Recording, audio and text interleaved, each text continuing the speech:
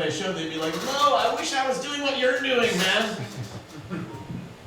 And I'd be like, "Well, I wish I had Alexis in a swimming pool." Yeah, you've had your hand up for a while. Yeah. Is it when you get to know other people's songs and would it be easier to write your songs after you know other people's songs? Is it easier to write songs after you've learned to play other people's songs? I think so. Oh yeah. Yeah, definitely. I think any songwriter has to learn a lot about other people's music. You know, you don't want to just copy people, but you got to know what people have done and what's out there, and get ideas and inspiration from other artists. Yeah. As a songwriter, how do you determine who sings what if there's multiple singers? Oh, that's a pretty technical question. You know, some people have higher voices, some people have lower voices. So the people who have the high voice get to sing the high notes, and people who have the low voice get to sing the low notes. And then you find you work with some musicians are real good at singing harmony parts, and some are not. So if you're in a group, you just work it out as best you can, and then you also hope that it goes the same on the gig as it went in rehearsal, which doesn't always happen. Yeah, in my old band, it was just whoever wrote the song sang it, basically.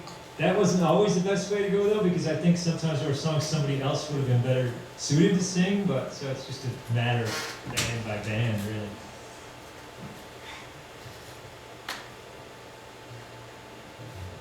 Gary? Yeah. I'm wondering if you have kind of cool stories from time on the road with your bandmates and None that we can tell. Yeah. To this audience. What's the most memorable place you ever got to play or event you got to play? Wow. Well, for me, I opened once for Bob Dylan. And that was a beautiful show at the State Theater in Portland, Maine. And, you know, he's really one of my all-time heroes, so that was amazing. On the Horde Tour in 1995, at Waterloo Village in New Jersey, I got to play for a crowd of about 100,000 people. And do a half-hour set. The Black Crowes were headlining that year, and it just happened that when my band played, we were that was when the crowd was the biggest, and it was amazing. And it was about 102 degrees outside, and that was really amazing for me. Yeah, it sounds it. Coolest place I ever played was Red Rocks in Colorado. Oh, yeah. My band got to do a show that was part of a festival, and that was just awesome. And then, yeah, sometimes you kind of meet cool people along the way, like the drummer, Butch Strux from the Allman Brothers sat in with my band once. Oh, and that was really fun. He said, you know, sometimes cool things like that happen.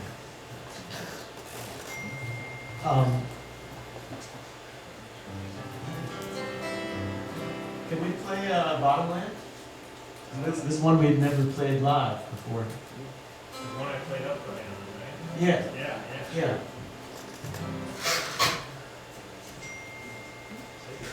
So, I don't know, my phone is, am I getting a text? Yeah.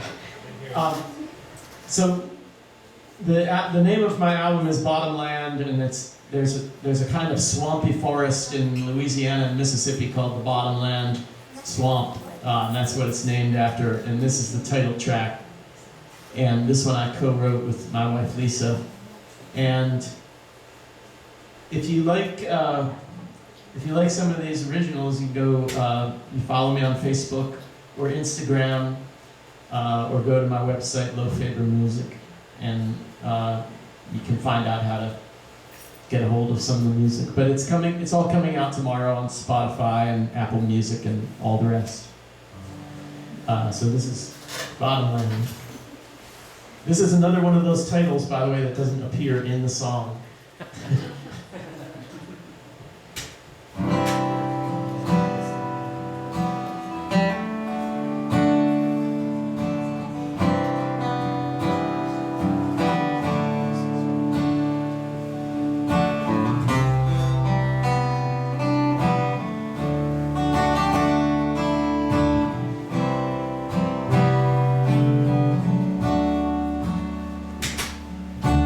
Tupelo honeycomb, dark purple fruit in summer sun that many songbirds consume. While I sit in the shade of our lonely room, heartbreaking. Awaking,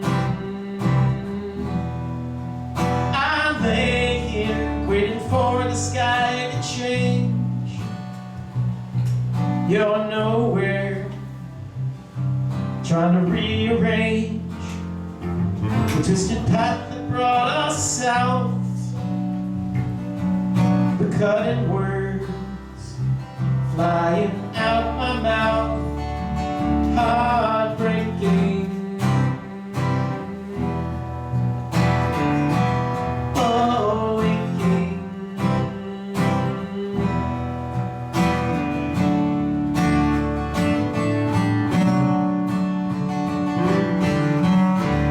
The razor sharp edges, the trees shadow casts. Let's fly away, leave it all in the past. At the Honey Island swamp, tell stories of half-men and beasts of yore. Such legends we create when we can't help but want so much more. Heartbreaking. Awaking.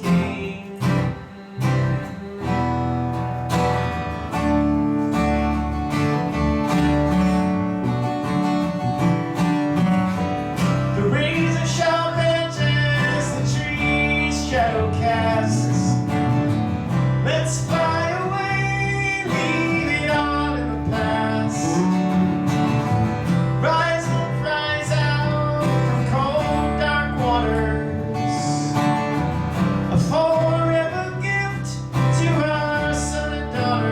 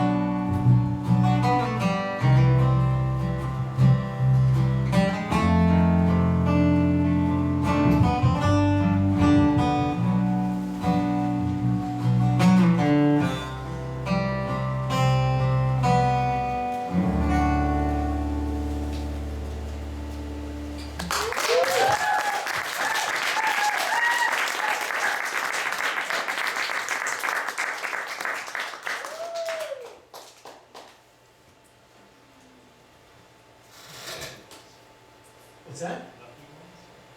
Oh, you want to do the lucky ones? Okay, yeah. This is.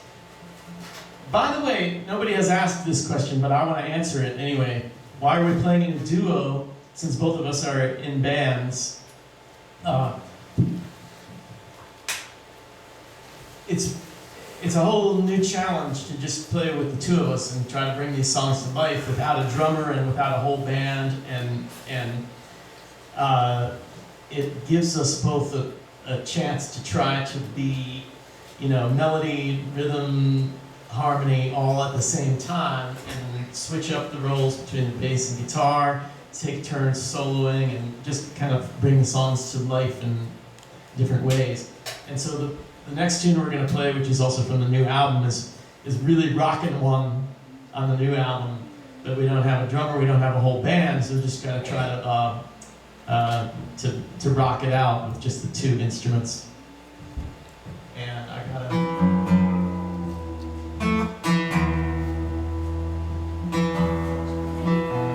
So I get to try to do bass and drums for this one. By the way, this is a very noisy... Okay. Now we're all keyed into it. That's right. Let's start it off together. Sure. Okay. 1, 2, 3.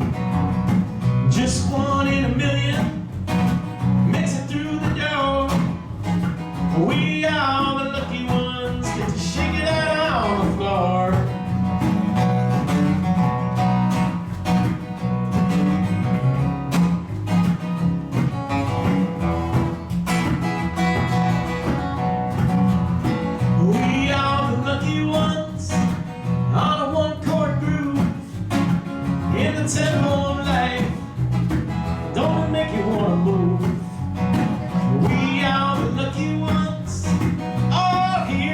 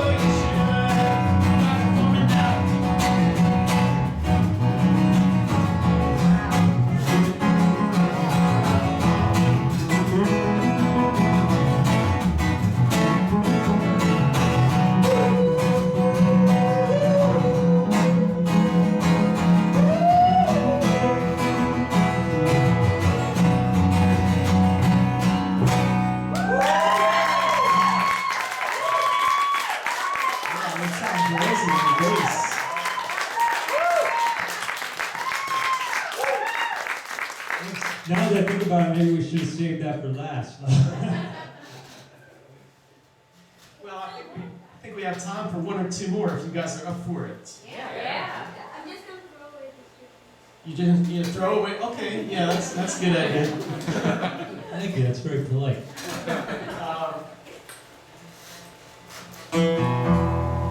I got one, TP.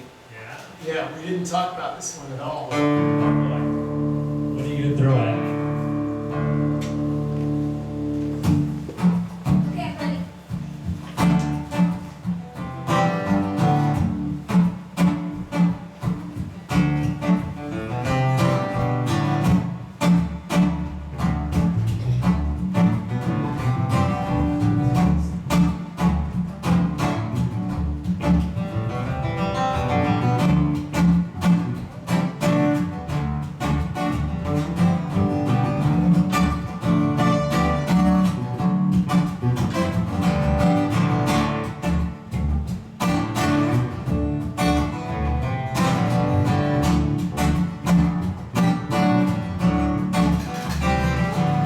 Little bitty boy with a heart of steel. You can't bug it, but your sister sure will. Feel good music in your soul. Make your body do a slowly roll. And I hear you say, hey, hey, hey, hey, hey, Pocky Way. Hey, hey, hey, hey, Pocky Way.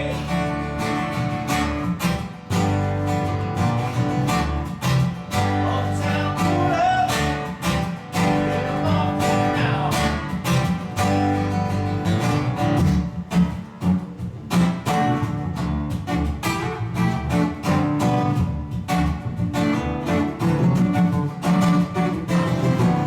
Lie back through it, riding in your car. Makes no difference, only where you are. Feel good music, I've been told. Good for your body, good for your soul. Let me hear you say, hey, hey, hey, hey, Pocky Way. Hey, hey, hey, hey, Pocky Way. Rootin' Spiral.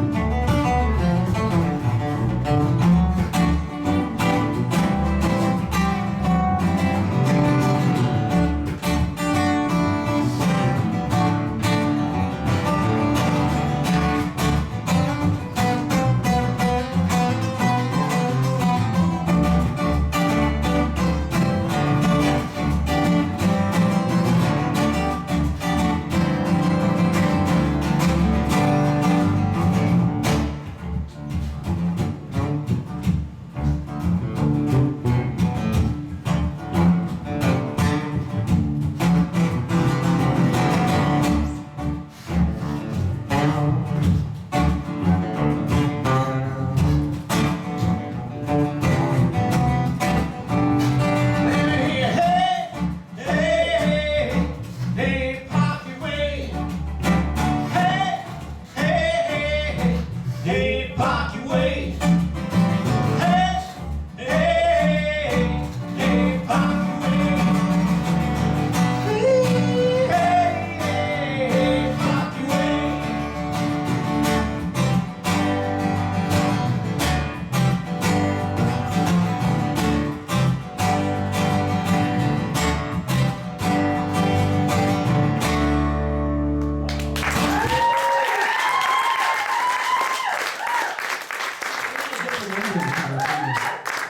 We had a different ending for that at one point. I don't ever remember even rehearsing it. No, God Street, remember? Remember Jason was like, sorry, we could have that conversation at another time. Yeah, oh, now I remember what you're talking about, yeah. Yeah. But that reminds me of I'll just say a teaching thing, which is that a lot of bands waste a lot of time figuring out beginnings and endings of songs. But you should have a good ending, too. Yeah, good ending does make a big difference. That's true. By the way, that was Hey Pocky Wave out of Meters. And also, I'll throw in that we never played that as a duo before, so it just required listening to each other to decide, like, okay, when are we going to bring it down? When are we going to build it up?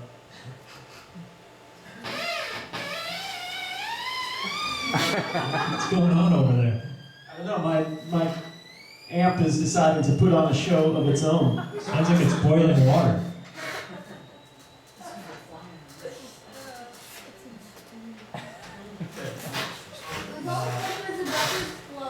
Yeah. You have a question? About how long is your song usually? We've been known to play really long songs and long shows. But that's just. 5 hours? What's that? 5 hours? I don't know about 5 hours. That would be a really. That would be a really long show. You know, Yeah, but it just so happens that our band's fans are the kind of fans that expect us to play for a really long time. And sometimes we're cool with that. Other times we're like, oh man, you know. But the songs probably range from 3 minutes to 15 minutes. Yeah. Yeah, I have one song that's like 20 minutes long. But you know, when you write a song, the song should dictate how long it should be. You know, don't aim for a certain time. What else? Who else is good? It's just in our last few minutes. Questions or words of wisdom? Yes, sir. How old were you when you wrote your first song? And did you like do it Oh. collaboratively, or was it you on your own? Did you get a band? I was in the 8th grade. Yeah. What about you? I used to like noodle around a lot. As a kid, I would like write songs and stuff, but I didn't have the skills to actually put it into music chords, all that together. It wasn't really till I joined my band that I started actually, when I was about 21 or so, that I actually wrote complete songs. See, like a lot of people, I started off in a band. I was younger, the guys were older. So I wasn't the boss, you know, I was like, they were the cool people and I was a younger kid trying to be cool by being in a band. So I didn't get to sing, I didn't get to write the songs, and I started writing songs because I was like, I think I can actually write songs better than this guy can write. Yeah. So, when did you switch from trumpet to saxophone? Oh, when did I? That's a good question. I didn't play trumpet that long because I had a hard time with the embouchure. It just wasn't working for I wasn't getting a good sound, so the band instructor said, you should try saxophone, and then that worked much better for me. So I think I only played trumpet about 6 months, 8 months, a year at the most. You do? What's that? I played trumpet for years. Trumpet's hard, man. Do you play now, did you say, or you used to? I played for like a whole year. Yeah, do you like it? Cool. Yeah, if it works for you, that's great. It's great if you can double too. You know, you can be in a band, play some guitar and play some trumpet, go back and forth. Very cool. Do you always write the lyrics first? Or do you ever? Well, we were talking about this, you know, it's either or. It's sometimes there's a line, sometimes there's just a melody idea, sometimes there's just a groove idea. You know? Yeah, it's never the same twice, I don't think. Exactly the same. Yeah, Yusuf. I have a question for Dr. Lil specifically. Please. You can chime in though. What made you want to go back to school? Because you said you had. Well, I wanted to, so after I did God Street Wine for about 12 years, my band broke up, and then I did the Low Favor Band for 2 more years, and then I decided to retire from music and go back to school. And I ended up getting a PhD in history. And so why I did it because I had a daughter, and I didn't want to be on the road. Okay. I didn't want to be away 10 months out of the year, just like what TP was talking about, sacrifices. I didn't want to make that sacrifice. I wanted to be there with my daughter, and the only way I could make a living in music at that time was to tour. You know, and that's often how it is. Like the most money you make nowadays is from live performance. You're not making it from streaming. Not making it from streaming. You're making a little money from streaming. It's not as bad as some people think. Okay. But you know, to really support yourself, you got to play live. And so that now my kids are 13 and 18, and I'm ready to hit the road again. Yeah, but I just, and I wanted to do something else. Honestly, I also wanted to. I did music for a good amount of time there, and I wanted to try something different. So I did.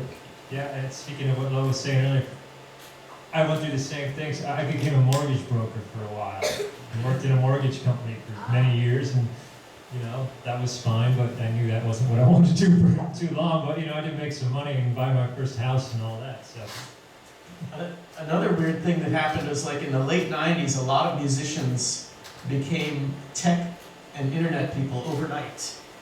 Because there was something about the skill set that was similar, and a lot of people who are used to music were easily adaptable into that world. I know so many people who went from music to tech in like 97, 98, 99.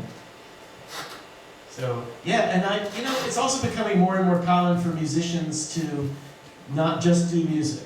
Like musicians will have a band that they tour with, and they'll make some records with other people, and then they'll also have a side gig that they do, and they'll own a school or a studio and do some teaching and put it together in all kinds of different ways. You know. Did you know that you actually get exactly 0.6 cents per stream? Well, it varies. It can change. You know, and it's actually more often less than 0.6 cents per stream. But that's a whole other conversation.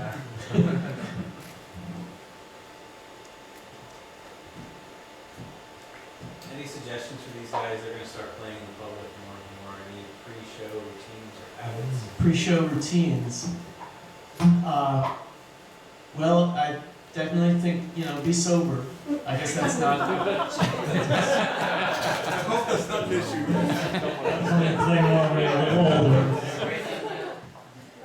There is there's an issue in the music world of excess. That problem is probably down the road for some of you.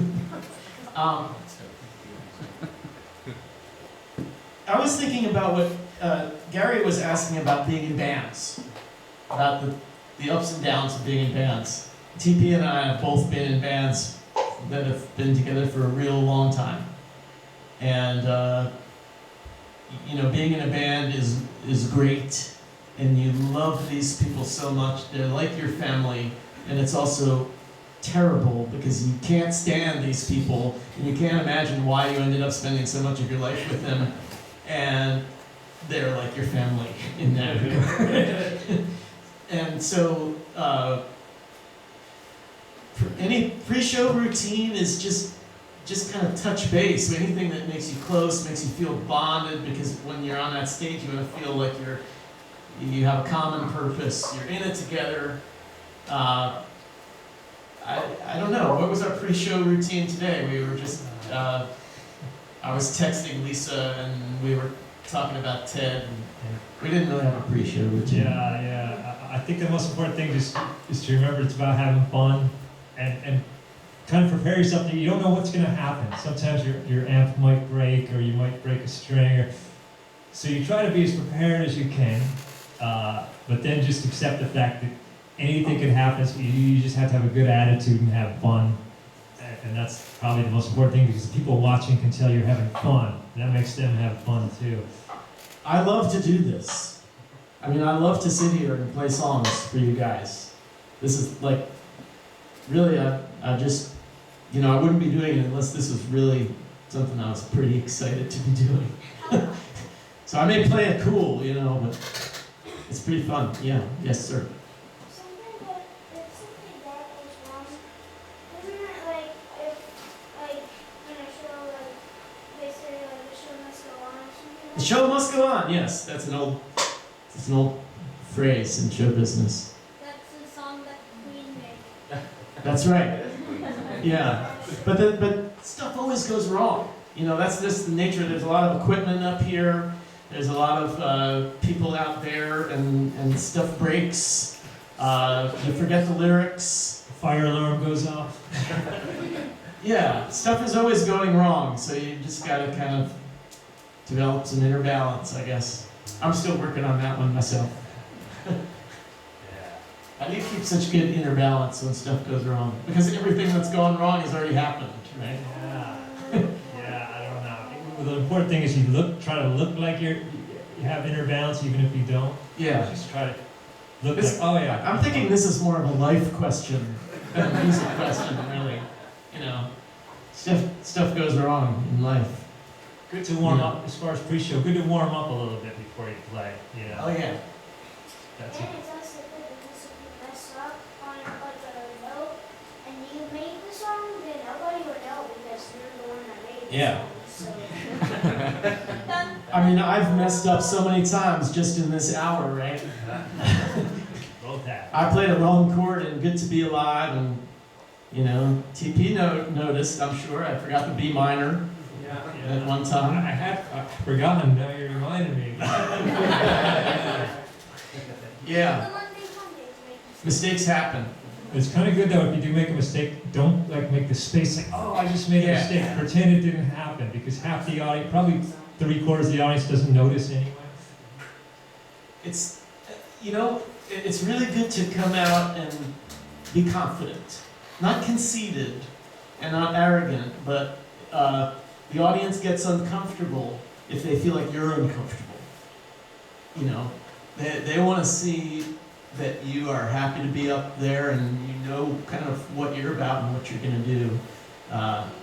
If you are scared, which is totally fine, just, you know, you just keep that to yourself, man. Yeah, I have a quick story. yeah, please. So, Godfrey was playing a show once, and they were doing an instrumental called Stupid Hat. Right. And you started playing it, and you said, hold on, that's not quite right. Yeah. Played it again, you're like, wait, I didn't like it. And he's like 30 seconds into the song, he says, wait, hold up. There's about 4 or 5 takes, and then you finally get it, and Yeah. that's on one of your albums. That version. Is it? Yeah, that's on a, it must be funny. Fantastic. but it's one of my favorite because you acknowledge you mess up, you're in front of a live audience, you stop playing several It was times. probably funny, right? Right. So he made So it into that- something funny. So also, but that song, Stupid Hat, that he's talking about is an instrumental that's very challenging. I've had nightmares about that song. It's hard to play. And so if we were playing a more poppy, easy kind of song, then if there's a little mistake, we'll just cruise on through. But that one, if it goes off the rails, then man, it's just like, it's gotta stop. If it goes off the rails and we just can't recover, then I'll stop and say, look, the audience wants to hear us play it right, so let's try again. Yeah, but the mistakes made that version excellent. Do you remember that, Lo? I don't remember the specific time, but I do remember sometimes I would stop it and we would start again. Actually, I think some people actually do that, but it's just to make the audience happy. Yeah. It could work, you know. Yeah. Do you guys have any regrets Any regrets? for what you, like going into the music business or? We have so many regrets. we're burdened by regret. I mean, But again, it's kind of more of a life question than a music question.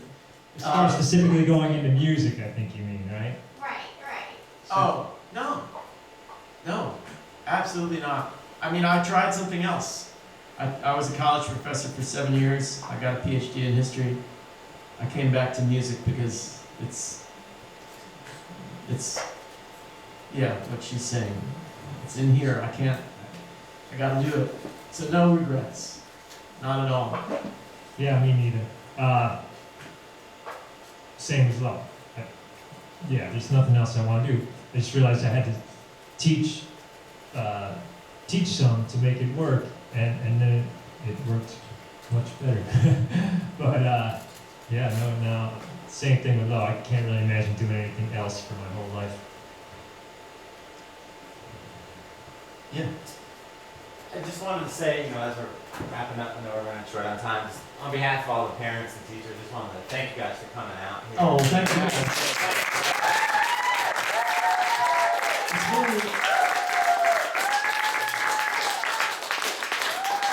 It's really cool that this exists and that you have a little performance space and you have a community of people and parents who are all supporting their kids playing music and kids who are interested in it. So, this is really cool for us to meet y'all It's and fun. be a part of this.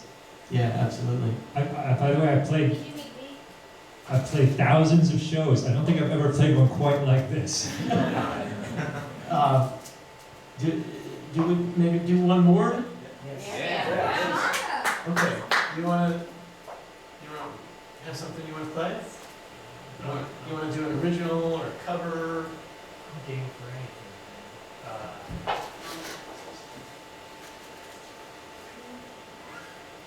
Let's do Simple Twist of Fate. Yeah.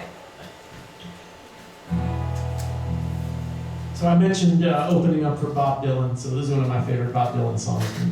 We played this last. It's called A Simple Twist of Fate.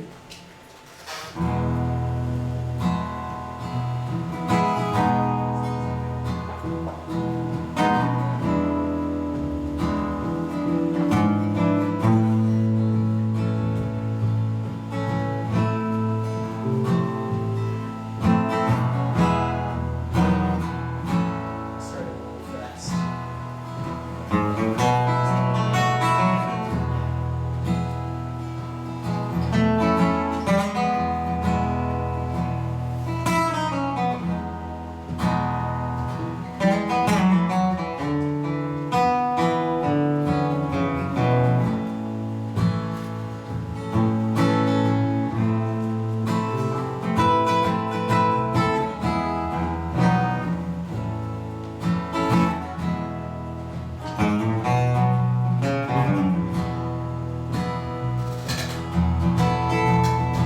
They walked together in the park as the evening sky grew dark.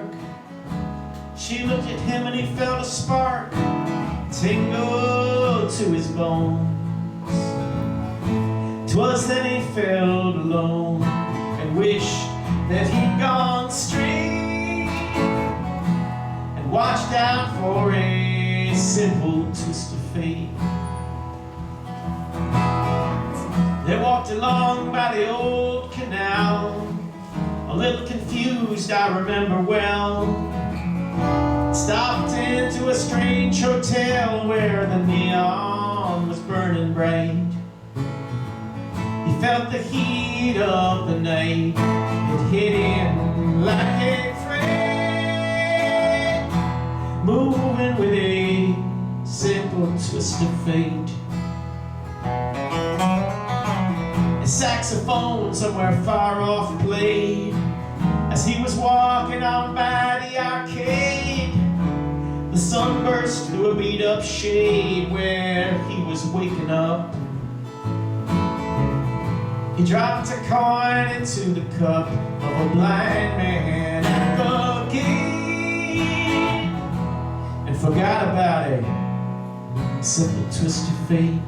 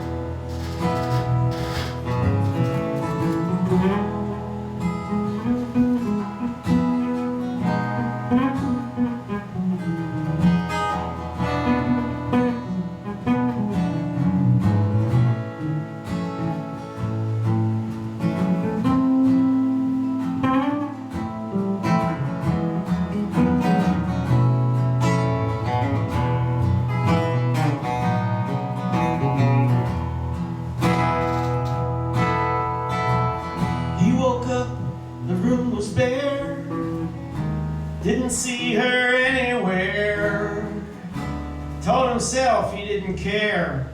Pushed the window open wide.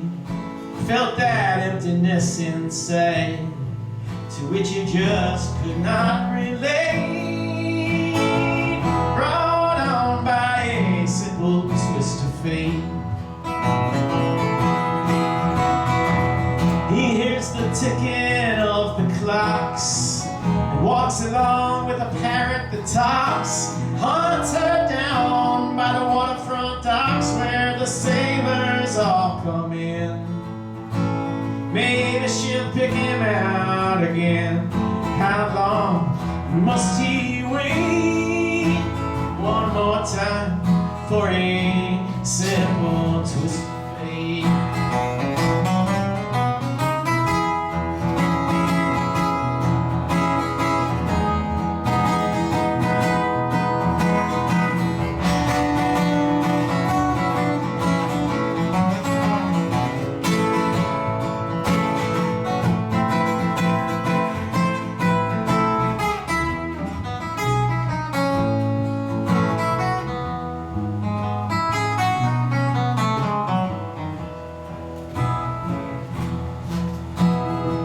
Some people say that it's a sin to know and feel too much within.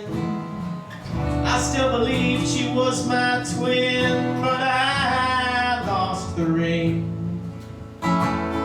She was born in spring, but I was born too late. Blame it on a simple twist of fate. Blame it on a simple twist of fate. Blame it on a simple twist of fate.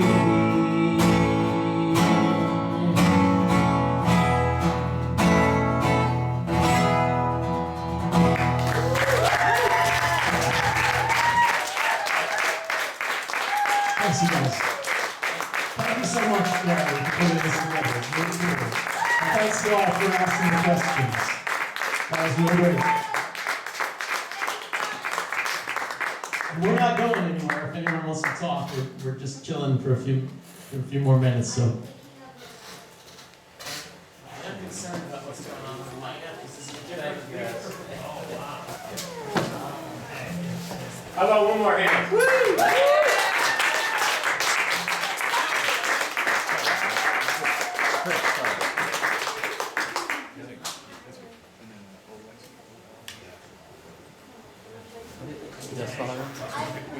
Okay, all right.